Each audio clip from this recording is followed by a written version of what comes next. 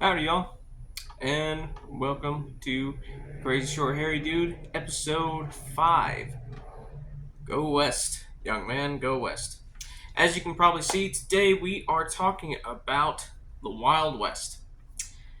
Even though the Wild West and the genre of the Western in literature and film and television is strictly an American thing, people all over the world love this genre and know about the Wild West, and they know of cowboys and cattle drives, gunfights, saloons, and all the other things that we think of when someone talks about westerns.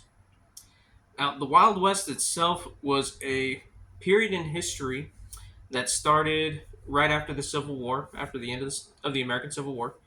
It lasted from about 1865 until about 1895, so it was a good 30 years there. And people started to explore and expand into the western territories of the United States. During this time, we get famous things like the Oregon Trail, where families would travel by uh, wagon trains from the East Coast to modern day Oregon and places along that route. Uh, in fact, it was Horace Greeley, sorry, who wrote in the New York Daily Tribune on their July 13th, 1865 issue, Washington, referring to DC, is not a place to live in. The rents are high, the food is bad, the dust is disgusting, and the morals are deplorable. Go west, young man, go west, and grow up with the country. This kind of idea played into the overall idea of what was known as manifest destiny. Manifest destiny was the belief and the idea that the United States should expand from and extend from coast to coast, from east to west, uh, from Atlantic to Pacific. And gee, the traffic is terrific, to quote the song. Uh, Cattle drives became common during this time, um, especially as people started to settle and build up ranches and things like that. And so ranchers would raise a lot of cattle and they'd have to get them to market somehow. So cattle drives became a big thing. They would hire men to lead these herds of cows to cities like Abilene, Kansas, and where they had uh, like big railroad spots where cattle would be loaded onto trains and then sent off to be processed and sold to consumers. Two of the most famous cattle drive trails were the Chisholm Trail and the Goodnight Loving Trail. Both started in Texas and extended north to Kansas and Wyoming. So I keep looking down, it's because I'm reading my notes. Uh, and it was from these cattle drives that we get the term cowboy, and also the Spanish word vaquero. Uh, came from people who worked around cattle. The term referred initially to the men hired to look after the cows, and it was a very hard and difficult life that often didn't pay too well, um, but it was a very important job because people needed to eat. So, during this time, we also see a rise in law and order and crime. Famous outlaws included uh, people like Billy the Kid, Frank and Jesse James, the Dalton brothers, Butch Cassidy and the Sundance Kid, and John Wesley Hardin. These were uh, guys who would rob banks, murder, really whatever they had to, gunfighters. Uh, and so they became infamous and they didn't live too long. Famous lawmen of the time were, of course, I think the most famous lawman of that time was Wyatt Earp. And then he had his two brothers, Virgil and Morgan. There was also Bat Masterson, Wild Bill Hickok, who kind of played both sides of the fence a little bit.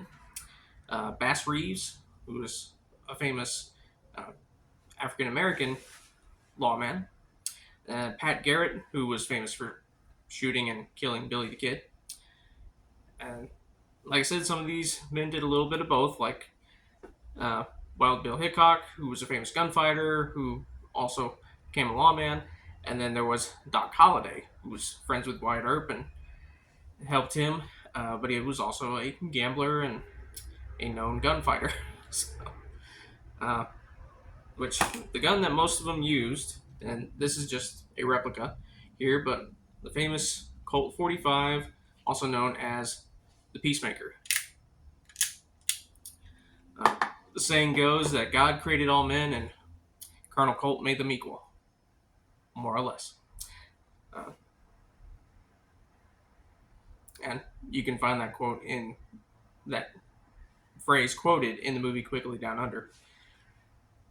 The Wild West, speaking of movies, the Wild West did inspire numerous movies and books, television series, um, like Gunsmoke, Bonanza, Rawhide.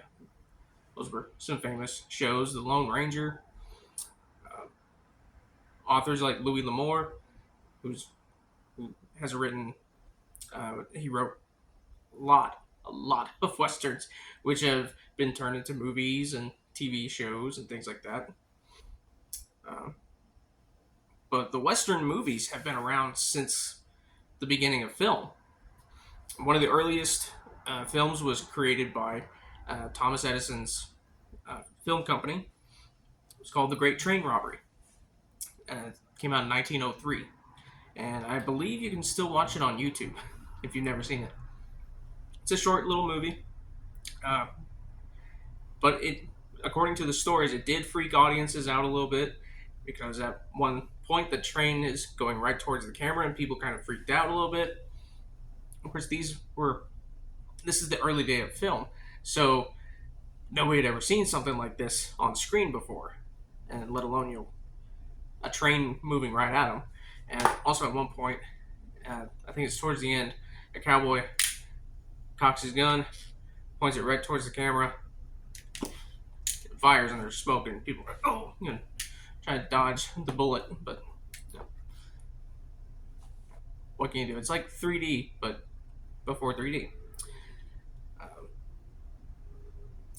Another little interesting story, kind of connecting the Wild West and film. In the early days of Hollywood, a famous former lawman, Wyatt Earp, was a consultant on the Western films. And he would just help talk about, the various things that went on during the Wild West. And he would, okay, that's not how you tie that particular knot, or that's not how you tie up a horse properly, that's not how you shoot a gun properly, whatever it was. He was there to help consult on those early films. And the studios would often hire young teenage boys to kind of run around and do just all the random tasks that they needed done. And one of these young teenagers was assigned to be Wyatt Earp's assistant, more or less, just to get him anything that he needed. Well, Wyatt Earp and this young kid, they spent a lot of time together. They had a lot of conversations about Wyatt's life and what it was like during the Wild West and everything. Well, that kid, later on, would become a pretty famous movie star himself. He went on to star in a bunch of different famous westerns and war movies and dramas, and just became a really well-known actor. Well, the kid's name was Marion Robert Morrison, which, if you don't know that name, you know him by his stage name, John Wayne. Which John Wayne said in a couple interviews that every time that he played a lawman, he based his performance off of the conversations he had with Wyatt Earp. Interesting. Right there. Alright, so some famous Western movies, if you've never seen them. Of course, The Great Train Robbery in 1903. Stagecoach, which was John Wayne's first big role. He famously twirls a Winchester rifle around, which was cool. And he's kind of did that move in a lot of his Westerns after that. Hondo, another big one for Wayne, which was based off of a Louis L'Amour story, if I remember right. Shane, High Noon, those didn't star John Wayne, but still very famous westerns. The Searchers, uh, which was one of John Wayne's favorite movies that he ever made. Um, so much so that he named one of his sons after the character he played, Ethan. And the film also inspired Buddy Holly's song "That'll Be the Day," because John Wayne says "That'll be the day" about 18 times in that film. So, yeah. So westerns kind of reached a wide audience there. Rio Bravo, which was one of only 3 westerns that Howard Hawks, a famous director, Howard Hawks, actually made. He made Rio Bravo, El Dorado, and Rio Lobo, all starring John Wayne, and they were pretty much the same story, just slightly different each time. Oddly enough, Elvis Presley was almost cast in Rio Bravo as the character. It wasn't Mississippi, Colorado. That was his name, Colorado, who was actually played by Ricky Nelson. Originally, the role was supposed to be for Elvis. Elvis wanted to do the role.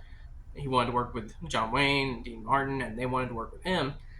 But Colonel Parker, Elvis's manager, was asking too much money from the studio, so they're like, no.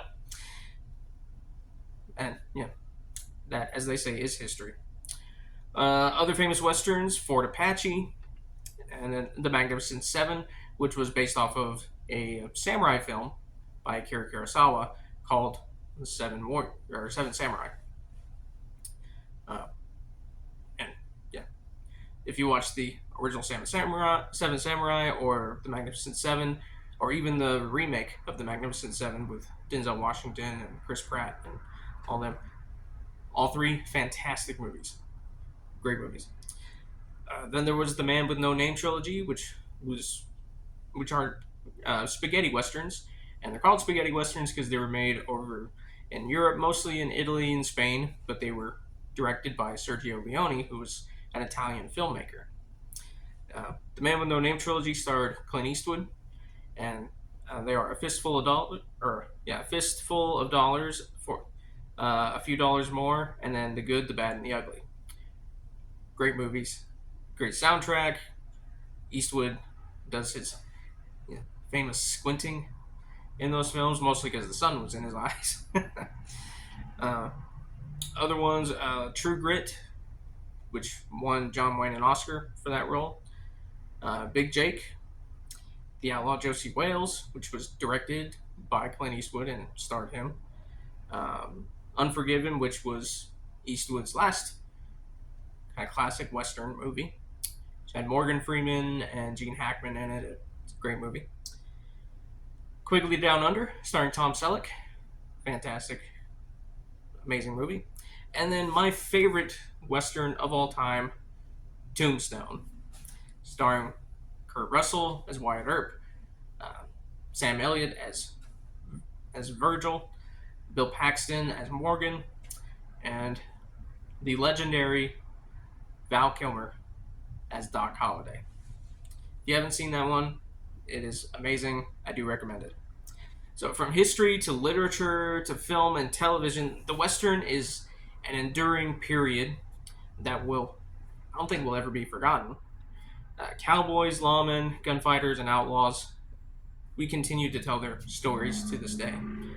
And actually, in my own way, I'm continuing that. I'm actually working on a Western kind of small novel myself, which I've finished the first draft. I haven't finished the second draft yet. I'm still working on that. But I will let y'all know when I get it finished and published. In the meantime, the Lord bless and keep you, and happy trails, y'all.